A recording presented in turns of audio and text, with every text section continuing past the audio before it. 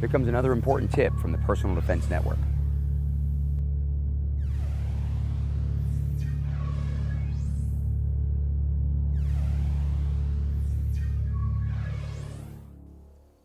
One of the topics that comes up quite often when we talk about worst case scenario firearms manipulation is one-handed manipulation. The emergency manipulation of a firearm that when you want it to go bang, only goes click, and you only have one hand available, maybe because you're carrying someone, you're injured, you're fighting with someone, and you need to do your tap and your rack without actually having your second hand to do that tapping and racking with. Well, the claw emergency manipulation sight is designed to make that manipulation as efficiently as possible.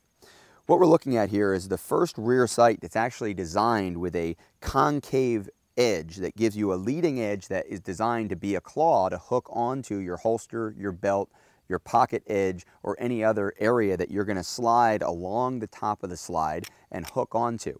Now, when we were putting this sight together, one of the important things to realize is that some sights were very popular, actually designed in the exact opposite way, a wedge.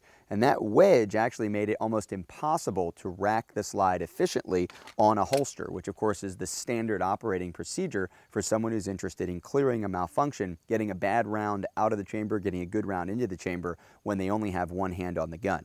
So if we take a look, I'm going to go ahead and use this firearm, which does not have any live rounds in it. We've got snap caps, dummy rounds here inside of the gun. What we're looking at is the opportunity to, after a click, come back against our body or holster and tap to make sure the magazine is seated, and then turn the gun so that we are driving down against the top of our holster or even down in front of our body to hook onto our belt, and let that claw on our rear sight hit the edge of the holster, give us a good secure basis for racking, getting the old round out, and then releasing, getting the new round in. Then of course we could orient and re-engage our threat. Again, with the claw, we don't necessarily need to have a good sturdy holster either. If we come out and click, come back and tap, if we were using a leather holster, an inside the waistband holster, we might be in a situation where we want to hook onto our belt. We invert the firearm, keep it pointed away from us, down in front of us, drive down until we hook onto the belt, and again, as soon as we make contact, rack, old round out, new round in. With the claw, we can even get a good connection onto the edge of a pocket. If we take this magazine out just so I don't get slide lock, even if I ignore my belt and I go right down to my clothing, I'm going to be able to drive down, hit the top of the pocket, again, rack, release, come back into the fight. One of the other things that could happen to us in the middle of the fight is that we get caught in a double feed. I'm going to set that up.